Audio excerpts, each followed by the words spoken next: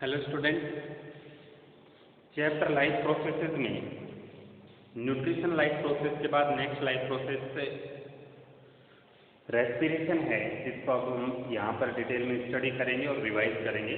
Revision purpose के लिए है ये, ठीक है। नोट्स आप सभी ने बना रखे हैं, आपको रिवीजन में समझना है respiration life process. Okay,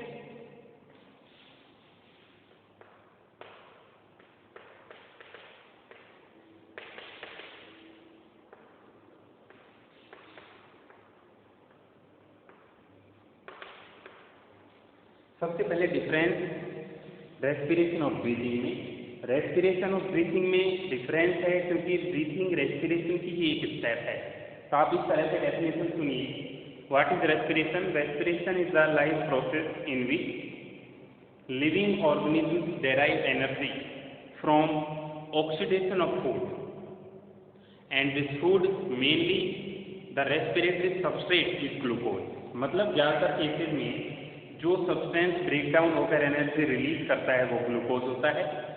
respiration में ग्लूकोज के इन्वॉल्वमेंट के साथ एनर्जी रिलीज करने के लिए, उसके ऑक्सीडेशन के लिए ऑक्सीजन प्रेजेंस हो भी सकती है और नहीं भी हो सकती है। ऐसे रेस्पिरेशन जिनमें ऑक्सीजन प्रेजेंस होती है वो एरोबिक होते हैं और जिनमें ऑक्सीजन एब्सेंट होते हैं वो एनारोबिक होते हैं, ठीक है। फिर ब्रीथिंग क्या है? Breathing is the simple process of intake of gas and removal of any gas. Intake of O2 and removal of CO2 is called breathing, ठीक है। So breathing is just a step of respiration. Why do organisms perform respiration? Living organisms respiration क्यों करती है? तो उसका cause है to derive the energy. What do the organisms do to derive energy from glucose? तो answer आएगा oxidation of glucose. Oxidation of glucose से step wise process में एनर्जी रिलीज होती है, जिस एनर्जी को एटीपी की फॉर्म में कन्वर्ट करके माइटोकॉन्ड्रिया में स्टोर किया जाता है, ठीक है। उस एटीपी को किसी भी लाइफ प्रोसेस, किसी भी एक्टिविटी या किसी भी एक केमिकल रिएक्शन को कैरी आउट करने के लिए यूज कर लिया जाता है। ओके, तो आप समझें रेस्पिरेशन प्लांट और एनिमल्स दोनों के लिए एक एसेंशियल प्रोसेस है। Respiration most of the living organisms including plants and animals and microbes, they respire by using oxygen. Okay, so based on involvement of oxygen, respiration is of two types.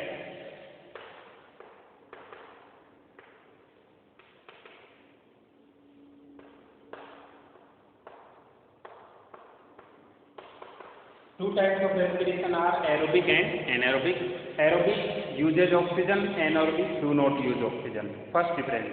Second, aerobic respiration releases large amount of energy. Anaerobic respiration releases small amount of energy. क्यों?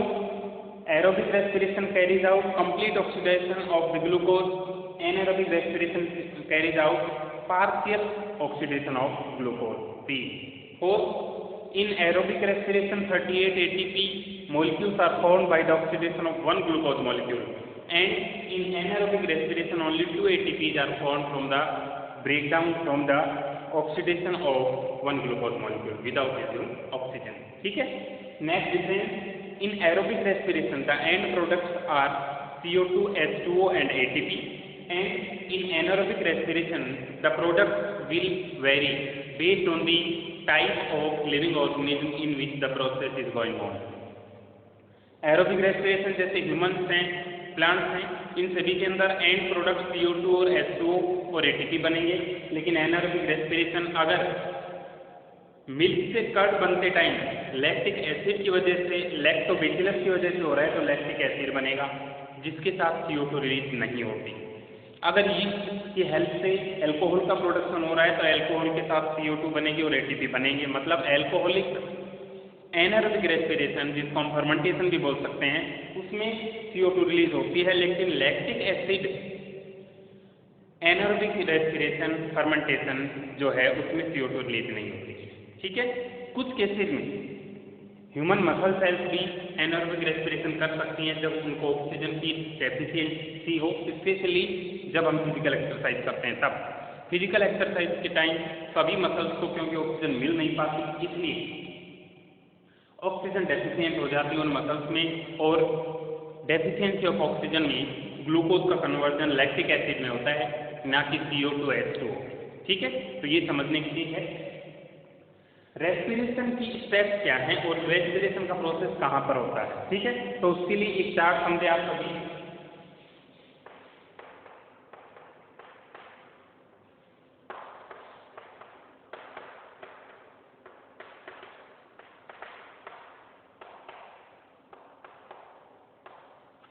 सभी living organism, all living organisms, either it is aerobic or anaerobic, unicellular or multicellular, plant or animal or microbe.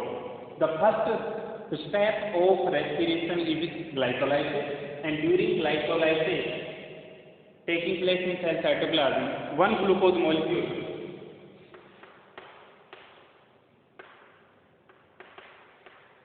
is converted into two molecules of pyruvic acid. ठीक है, मतलब glucose से pyruvic acid बनना तो हर एक living organism में होगा ही, बहुत जरूरी प्रोसेस है, और ये सेल साइटोप्लाज्म के अंदर ही होगा। ये पायरुविक एसिड बनने के बाद अब डिपेंड करेगा कि आगे का प्रोडक्ट किस तरह से बनेगा, वो डिपेंड करेगा कि कौन सी लिविंग ऑर्गेनिज्म में ये प्रोसेस चल रहा है। जैसे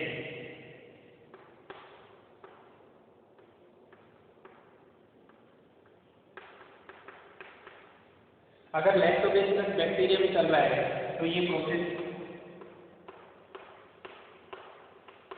एनाएरोबिक प्रोसेस होगा, और पायरुविक एसिड का कन्वर्जन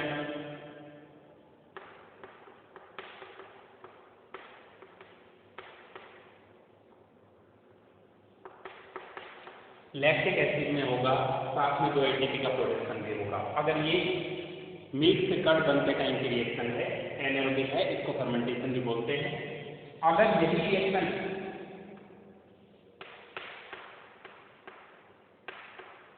यीस्ट में हो रही है, क्योंकि एक फंगस है जो ग्लूकोज को पायरुविक एसिड में कन्वर्ट करने के बाद इथाइल अल्कोहल में कन्वर्ट कर देती है,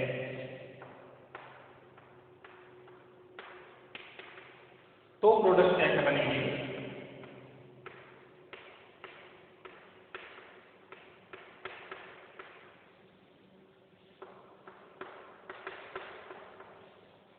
C2H5OH, CO2 और ATP, एल्कोहल, कार्बन डाइऑक्साइड और ATP का फॉर्मेशन होगा अगर यीस्ट से फर्मेंटेशन होता है तो। ठीक है,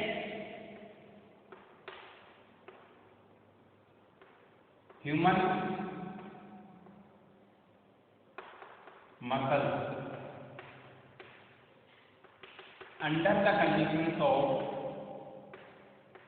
ऑक्सीजन डेफिशिएंसी, ऑक्सीजन की कमी होगी ह्यूमन मसल्स में, तो फिर ये पायरुविक एसिड कन्वर्ट होगा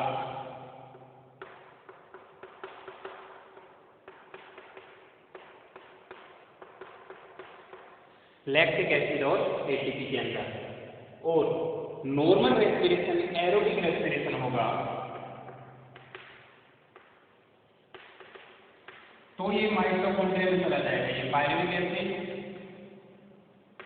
माइटोकॉन्ड्रिया में चला जाएगा, और इस पायरुविक एसिड का कन्वर्जन होगा CO2H2O प्लस ATP। ठीक है, तो रेस्पिरेशन के अलग अलग मेथड्स हैं और रेस्पिरेशन से अलग अलग प्रोडक्ट का फॉर्मेशन होता है। ये डिपेंड किस पर करेगा, ये डिपेंड करेगा कि वो किस टाइप के लिविंग ऑर्गेनिज्म है और ऑक्सीजन यूज हो रही है या नहीं हो रही है। ठीक है, तो रेस्पिरेशन और ब्रीथिंग में मैंने आपको डिफरेंस बता दिया है। Respiration is breakdown of glucose to release energy, while breathing is process of intake of O2 and removal of CO2. On the basis of involvement of oxygen during respiration, respiration is of two types, aerobic and anaerobic. All type of respiration have first common step that is called glycolysis. During the glycolysis, one glucose molecule is converted into two molecules of pyruvic acid. After formation of pyruvic acid, the future or fate of pyruvic acid will depend on the type of living organism in which the process is going on. If in first case, when glucose converted into pyruvic acid and the chemical reaction is taking place inside milk during formation of curd, lactobacillus bacteria anaerobically will form lactic acid plus ATP, no CO2 will be released. In second case, human muscles, when O2 is not available, O2 deficiency is there, The pyruvic acid will be converted into lactic acid and ATP molecule will be formed. Third case, aerobic respiration. The pyruvic acid will move into mitochondria where after complete oxidation the pyruvic acid molecules will be converted into CO2, H2O and ATP molecules. At last, when the process is going on into the yeast during anaerobic respiration, fermentation process will produce ethyl alcohol, carbon dioxide and ATP molecule. ठीक है, तो ये different modes हैं कि कैसे कैसे glucose convert होती है पायरुविक एसिड में और पायरुविक एसिड से कौन सा प्रोडक्ट का फॉर्मेशन हो जाता है. ठीक है, सभी लिविंग ऑर्गेनिजम्स में respiratory part, respiratory organ structure अलग अलग होते हैं. ठीक है, तो रेस्पिरेशन के लिए कौन सी स्ट्रक्चर है पहले देख लेते हैं.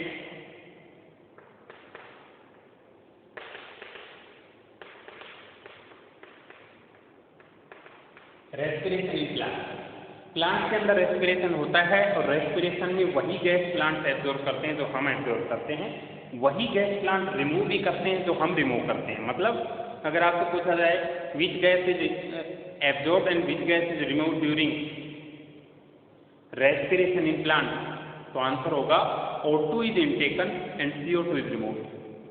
That means plants भी हमारी ही तरह एरोबिक रेस्पिरेशन करने वाले ऑर्गेनिजम्स होते हैं.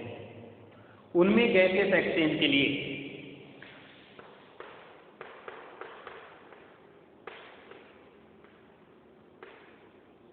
अलग अलग टाइप के पोर्स प्रेजेंट होते हैं.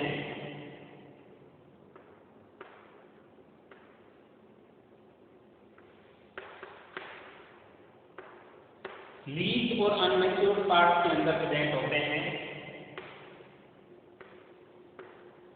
स्टोमेटा.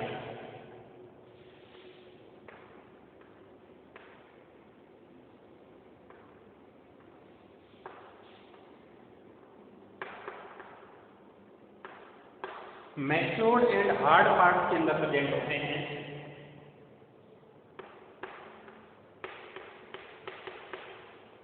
लेंस. ठीक है, तो गैसियस एक्सचेंज कहाँ से होता है? स्टोमेटा और लेंस सेल से होता है. प्लांट में एक वेल डेवलप्ड रेस्पिरेटरी सिस्टम नहीं होता.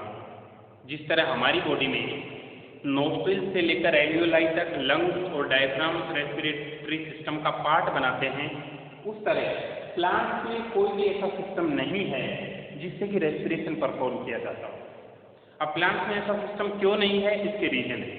First, plants require very less amount of energy as they do not have tissues like muscles and bones which help in locomotion and movement and consume large amount of energy. पहली बात तो ये. Second, most of the plant tissues are made up of dead cells, so they do not need to perform respiration. Plant की body के ज़्यादातर tissue dead cells के बने हैं, तो उनको रेस्पिरेशन परफॉर्म करने की ज़रूरत भी नहीं है. और third, plants energy demands are very less, so they do not have respiratory system in place. Okay, तो सबसे ज़्यादा टाइप के रेस्पिरेटरी ऑर्गन और सबसे कॉम्प्लेक्स जो फिनोमिना है रेस्पिरेशन का, वो होता है एनिमल्स के अंदर. तो हम यहाँ पर एनिमल्स में पहले पढ़ लेते हैं, उसके बाद हम ह्यूमन रेस्पिरेटरी सिस्टम को डिटेल में स्टडी करेंगे. Respiration in animals.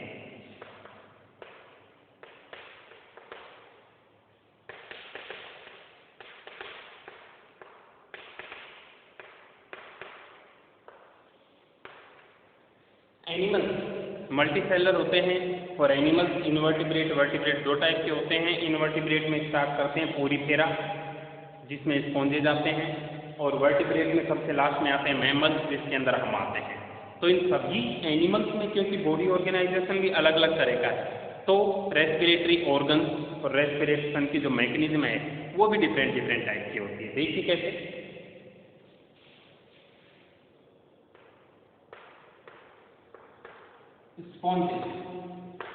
स्पॉन्जेस में रेस्पिरेटरी गैसेस को एक्सचेंज करने के लिए स्पेशल टाइप का एक सिस्टम होता है जिसको बोलते हैं water canal system for respiration. Second,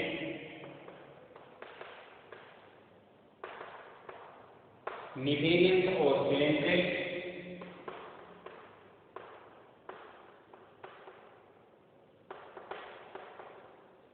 प्लेटिहेल्मिंथ और प्लेटवॉर्म,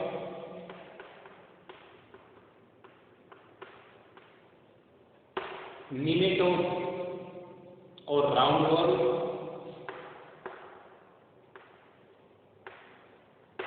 एंड एनेलिड। इन सभी के अंदर बॉडी सरफेस से ही रेस्पिरेशन हो जाता है, मतलब गैसियस एक्सचेंज बॉडी सरफेस के थ्रू ही हो जाता है। O2 का इंटेक हो या CO2 का रिमूवल हो, बॉडी सरफेस से हो जाता है।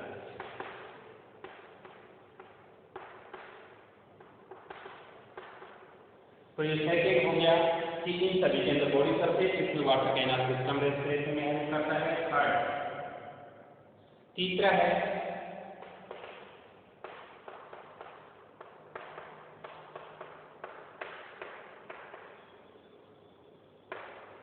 इंसेक्ट, जिनकी आपको थोड़ा ह्यूमस मोस्टली इंसेक्ट होते हैं, जैसे कॉकरोच है, उसके अंदर होते हैं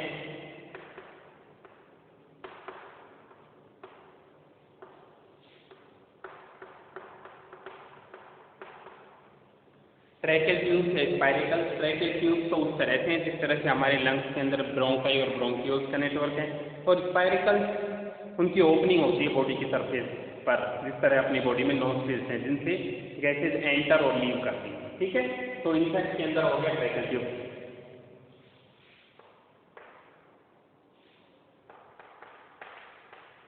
फिशेज गिल्स के थ्रू रेस्पिरेशन करती हैं।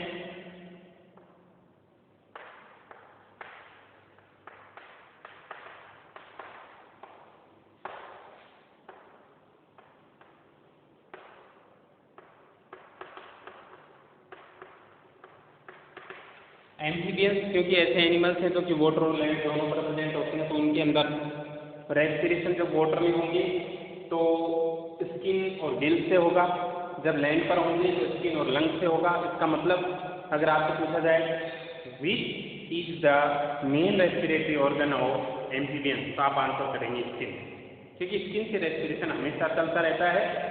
वाटर में जाएंगे तो गिल्स भी उसके साथ कंट्रीब्यूट करेंगे, लैंड पर आएंगे तो लंग्स भी उसके साथ कंट्रीब्यूट करेंगे। तो मेन पार्ट हो गया स्किन, और स्किन की मॉइस्चर को मेंटेन करने के लिए म्यूकस ग्लैंड भी एम्फीबियन की बॉडी पर होती है, जैसे फ्रॉग्स होता है उसके अंदर।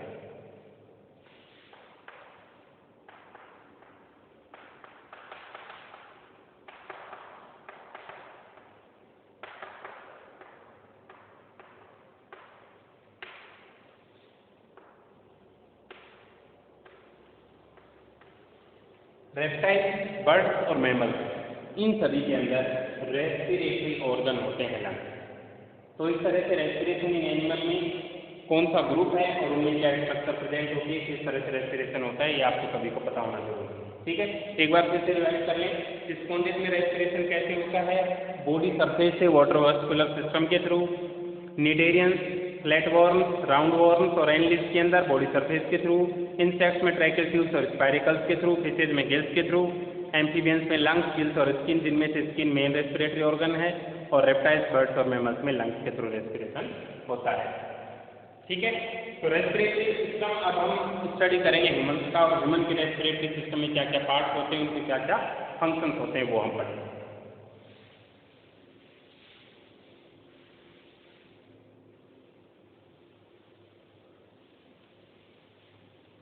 नेक्स्ट इज रेस्पिरेशन इन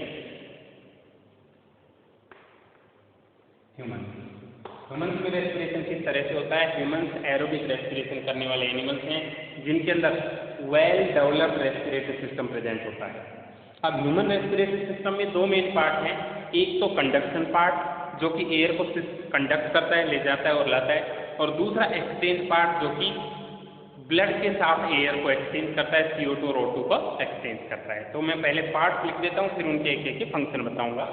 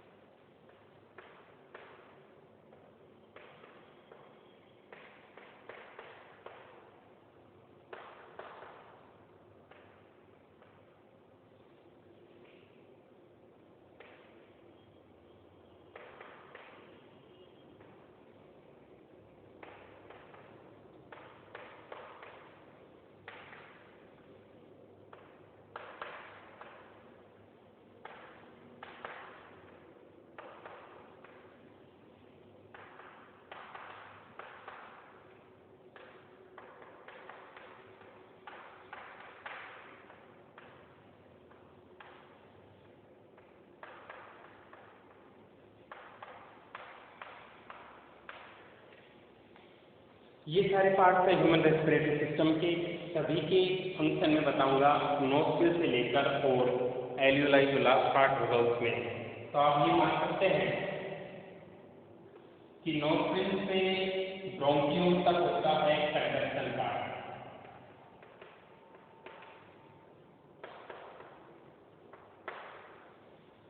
और एल्यूलाई ऑफ लंग्स है एक्सचेंज पार्ट।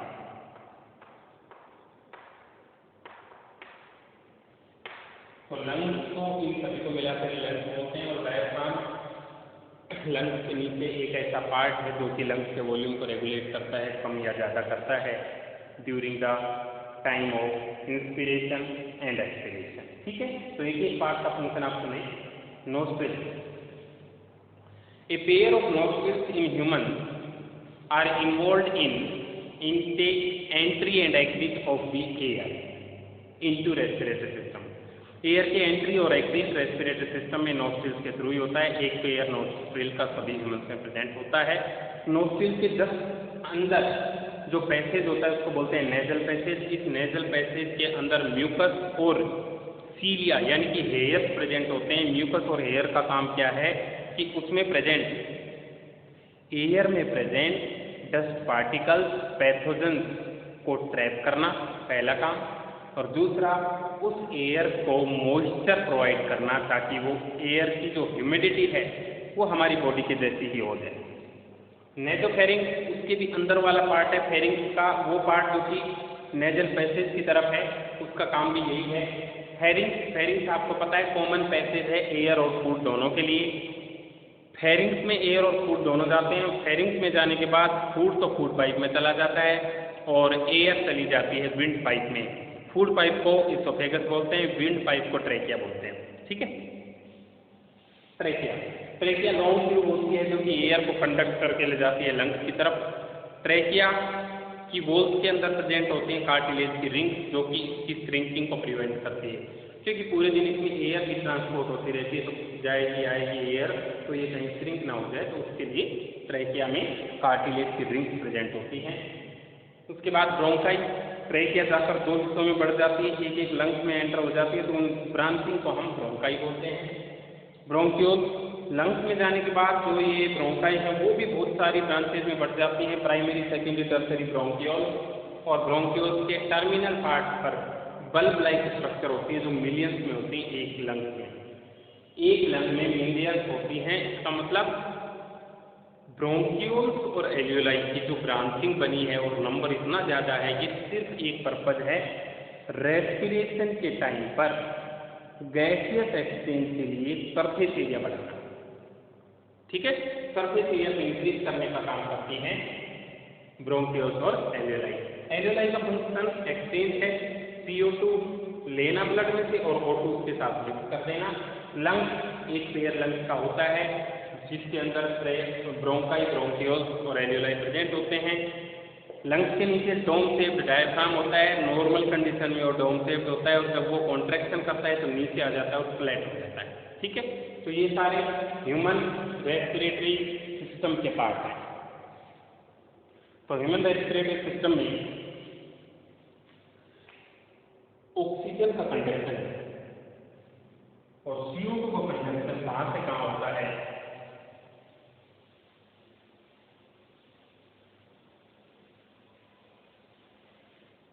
सबसे पहले इनटेक ऑफ एयर, एयर को इंटेक किया, उसके अंदर ऑक्सीजन है। Air will move through nostril, nasal passage, nasopharynx, pharynx, trachea, bronchi, bronchioles and alveoli. वहाँ तक पहुँचते एयर का टेम्परेचर भी बॉडी टेम्परेचर के बराबर हो जाता है।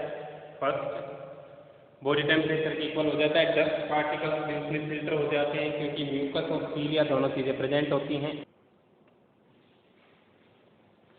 तो सबसे पहले एयर इनटेक होगी नोस्ट्रिल के थ्रू और लंग्स में पहुंचेगी। लंग्स के एल्यूलाई में से ऑक्सीजन ब्लड के साथ मिक्स हो जाएगी।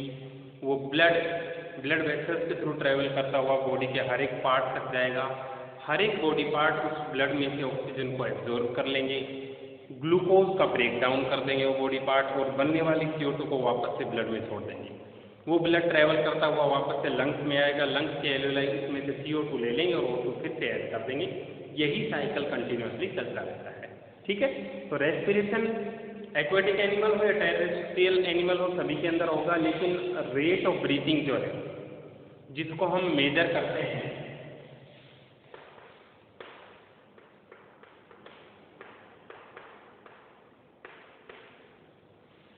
रेस्पायरोमीटर से,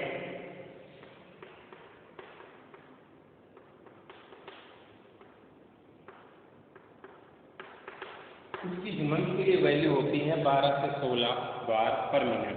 that means the rate of breathing in an adult healthy human being is 12 to 16 times per minute.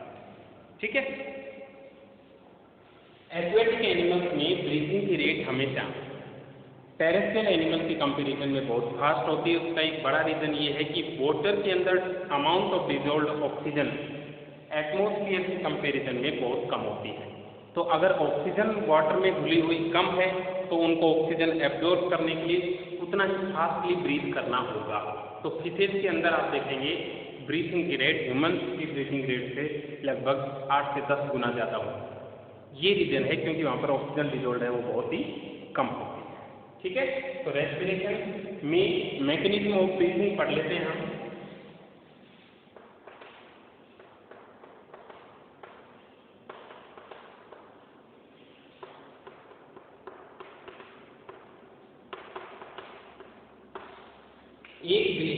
एक ब्रीथ में दो चीजें होती हैं, इंस्पिरेशन और एक्सपिरेशन। एक बार इंस्पायर करना और एक बार एक्सपायर करना, मतलब एयर को अंदर लेना और रिमूव करना, ये एक ब्रीथिंग हो गई। तो ये ब्रीथिंग के टाइम पर क्या क्या इवेंट्स होते हैं बॉडी के अंदर? Lungs, volume of lungs increase होता है। लंग्स का वॉल्यूम इंक्रीज होगा तभी तो उसमें जाकर एयर भरेगी। बैलून की तरह होते लंग्स, उसमें एयर भरेगी मतलब वो लंग्स फैल जाएंगे।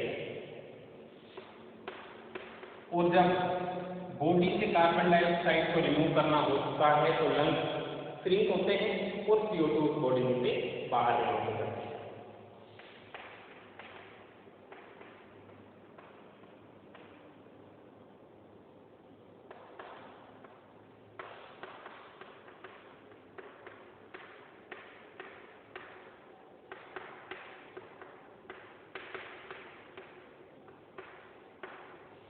डायफ्राम फ्लैट हो जाता है।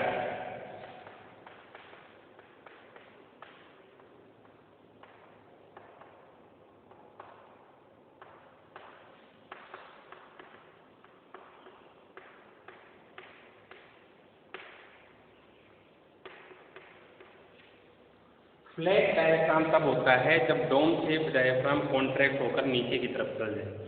नीचे की तरफ अगर डायफ्राम रहेगा तो लंग्स को फैलने के लिए जगह ज़्यादा मिलेगी और लंग्स में आकर एयर भर जाएगी। तो जब कॉन्ट्रैक्ट होता है तो वो फ्लैट हो जाता है और जब वो रिलैक्स होता है तो वो डोम शेप होता है। क्यों? क्योंकि एक्सपिरेशन के टाइम हमने लंग्स की वॉल्यूम कम करनी होती है। ठीक है। उसके बाद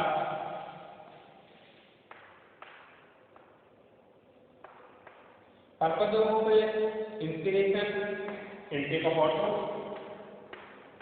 and of expiration, removal of pain. ठीक है। तो ये है mechanism of breathing in human में एरोबिक रेस्पिरेशन होता है। तो एरोबिक रेस्पिरेशन की बैलेंस केमिकल इक्वेशन में लिख रहा हूँ, C6H12O6 मतलब 1 glucose molecule 6 molecules of oxygen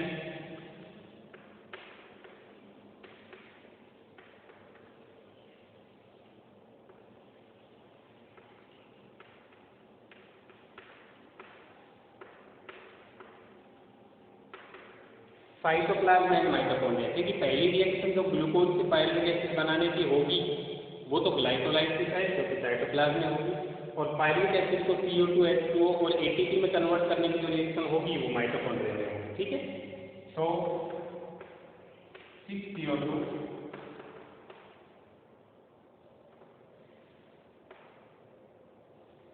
6H2O and 38 ATP molecules का फॉर्मेशन एरोबिक रेस्पिरेशन में होगा।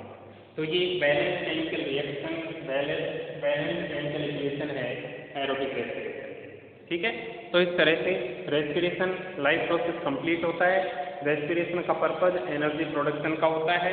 रेस्पिरेशन से एनर्जी कभी भी सिंगल स्टेप में ना निकल के मल्टी स्टेप प्रोसेस में निकलती है, क्योंकि अगर सिंगल स्टेप में सारी एनर्जी रिलीज होगी तो हीट की फॉर्म में ज़्यादा लॉस हो जाएगा।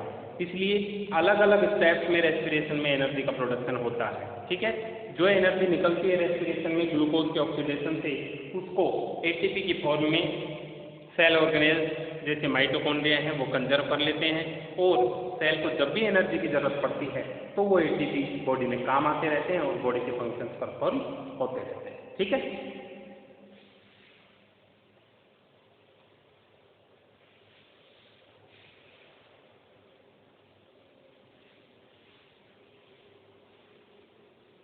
तो रेस्पिरेशन लाइफ प्रोसेस यहाँ पर कंप्लीट होता है। Next life process transportation.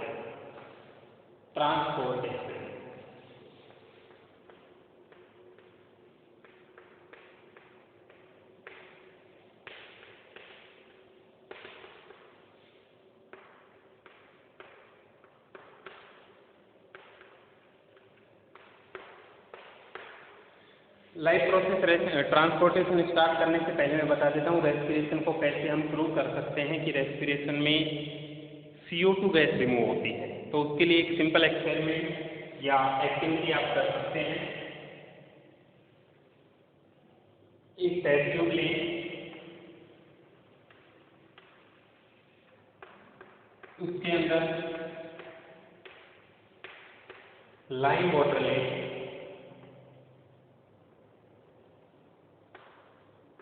और इसमें एक्सपीरेशन मतलब एक्सहेल करें, अपने मुंह से जो CO2 निकलती है, हमें नहीं पता CO2 निकलती है, जो एयर निकलती है वो इसके अंदर मिक्स करें तो इसका कलर मिल्की वाइट कलर का हो जाता है। अगर CO2 लाइम वाटर के साथ मिक्स होती है तो मिल्की वाइट हो जाता है। इसका मतलब रेस्पिरेशन में निकलने वाली जो गैस है वो कार्बन डाइऑक्साइड गैस होती है। ठीक है, नेक्स्ट लाइफ प्रोसेस है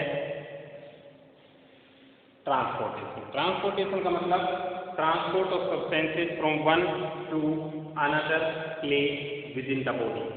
बॉडी के अंदर ही एक प्लेस से दूसरे प्लेस तक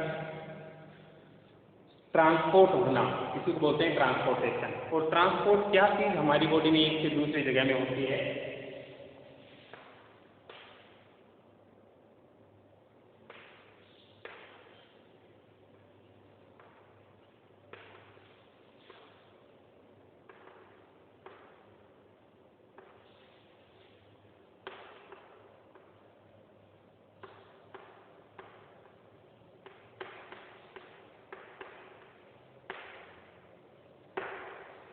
क्या चीज ट्रांसपोर्ट होती है? फर्स्ट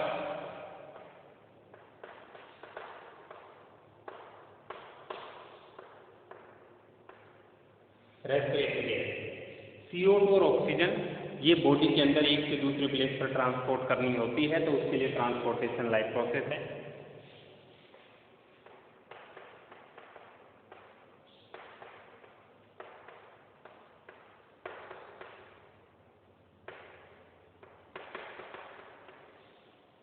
बॉडी में जो स्मॉल इंटेस्टाइन में फूड का कंप्लीट डाइजेशन हो जाता है, वो डाइजेस्टेड फूड ब्लड में जाकर मिक्स हो जाता है, जहाँ से ब्लड उसको ट्रांसपोर्ट करता है। इसका मतलब सेकेंड फेज जो ट्रांसपोर्ट होती है वो डाइजेस्टेड फूड पार्टिकल्स है।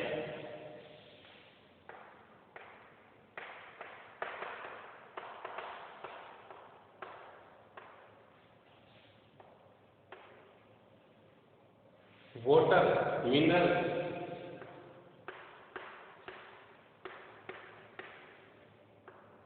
एंड हार्मोन, वाटर, मिनरल और हार्मोन ये भी ट्रांसपोर्ट किए जाते हैं बॉडी के अंदर। ठीक है, तो ये चीज़ें हैं जो ट्रांसपोर्ट की जाती हैं। अब उस ट्रांसपोर्ट करने के लिए कुछ ऑर्गेनिजम्स ऐसी हैं, सिंपलर ऑर्गेनिजम्स ऐसी हैं जिनमें बॉडी की सरफेस से ही ट्रांसपोर्ट हो जाता है, लेकिन कॉम्प्लेक्स ऑर्गेनिजम्स जैसे प्लांट्स और एनिमल्स, इनके अंदर ट्रांसपोर्टेशन के लिए स्पेशल सिस्टम प्रेजेंट होते हैं। तो एनिमल्स के अंदर होता है सर्कुलेटरी सिस्टम, और प्लांट्स के अंदर होते हैं वेस्कुलर बंडल, जिनको हम कंडक्टिंग टिश्यूज बोलते हैं। उसके कंपोनेंट जाइलम एंड फ्लोएम। ठीक है, तो एनिमल्स के अंदर सबसे पहले हम स्टडी करेंगे सर्कुलेटरी सिस्टम।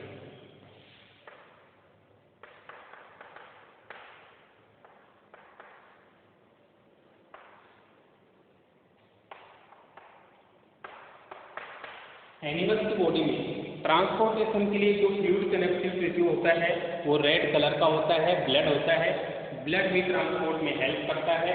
ब्लड बॉडी के अंदर किस तरह से फ्लो होता है, उसके बेसिस पर दो टाइप के सर्कुलेटरी सिस्टम एनिमल्स में प्रेजेंट होते हैं।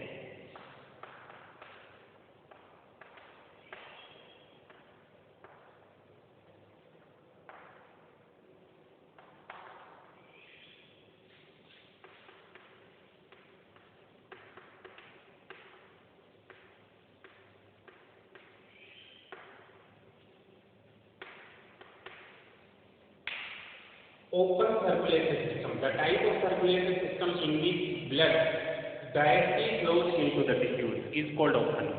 डायरेक्टली फ्लो होता है मतलब यहाँ पर कोई भी ब्लड वेसल के जैसी स्ट्रक्चर या ट्यूब नहीं होती जिसमें कि ब्लड ट्रेवल कर सके। क्लोज सर्कुलेटरी सिस्टम वो होता है जिसमें ब्लड का transport close network of tubes के थ्रू होता है, जिनको हम ब्लड वेसल्स बोलते हैं। तो जिनमें जब ब्लड वेसल नहीं हो तो ओपन और हो तो क्लोज। ठीक है, तो एनिमल के फाइनल विशेषण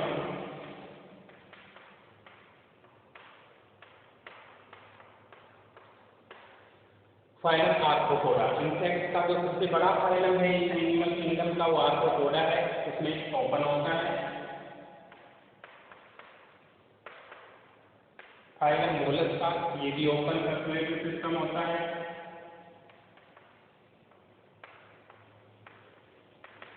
और हेमिकोडेटा भी ओपन सर्कुलेटरी सिस्टम होता है।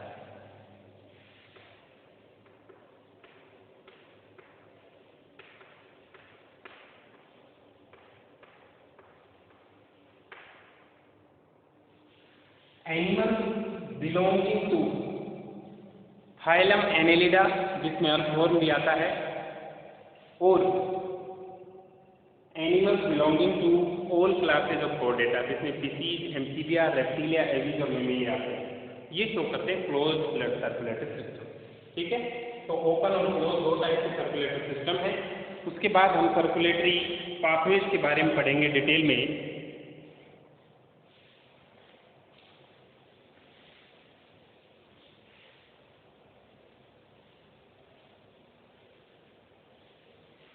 तो एनिमल्स की बॉडी में जो मेन फ्लूइड, जो लिक्विड कनेक्टिव टिश्यू है वो है ब्लड, वही ट्रांसपोर्टेशन में हेल्प करता है। लेकिन ब्लड के अलावा एक कलरलेस फ्लूइड लिम्फ भी होता है जो कि हेल्प करता है प्रोसेस ऑफ ट्रांसपोर्टेशन। तो मेन दो सर्कुलेटरी फ्लूइड जो बॉडी के अंदर होते हैं, इस तरह से लिख देता हूँ।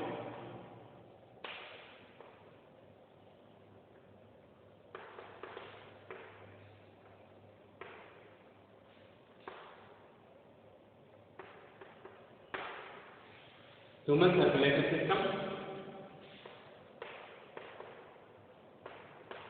जिसमें फर्स्ट पार्ट है ब्लड।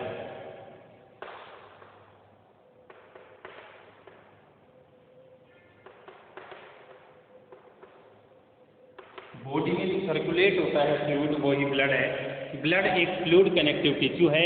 ब्लड के दो मेन कंपोनेंट्स होते हैं, जिसमें लिक्विड पार्ट प्लाज्मा होता है और सेल्स होती हैं।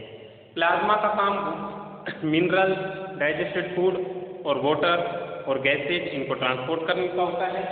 और सेल्स तीन टाइप की होती हैं, आरबीसी जिनको इरिथ्रोसाइट बोलते हैं, डब्ल्यूबीसी जिनको ल्यूकोसाइट बोलते हैं, थ्रोम्बोसाइट जिनको कि प्लेटलेट्स बोलते हैं। आरबीसीज का फंक्शन गैसियस एक्सचेंज का है, डब्ल्यूबीसी पैथोजन को किल करने का काम करती है, थ्रोम्बोसाइट ब्लड की क्लोटिंग या कोगुलेशन ऑफ ब्लड करती है। ठीक है, तो रेड कलर का क्यों होता है ब्लड? क्योंकि ब्लड में आरबीसीज के अंदर एक रेड कलर का पिगमेंट प्रोटीन होता है जिसको हीमोग्लोबिन बोलते हैं। इसके कारण ब्लड का कलर रेड होता है। हीमोग्लोबिन ही वो प्रोटीन मॉलिक्यूल है जिससे ऑक्सीजन और CO2 बाइंड करती हैं जब उनको ट्रांसपोर्ट किया जाता है रेस्पिरेशन के प्रोसेस में। ठीक है। तो पहला है सर्कुलेटिंग फ्लूइड ब्लड, आगे हम नेक्स्ट वीडियो लेक्चर में स्टडी करेंगे, ठीक है। तो इसको रिवाइज करें, नोट्स आपने बना रखे हैं, इसमें से देखें और इस पर बेस्ड क्वेश्चंस को सॉल्व करें। Okay, thank you.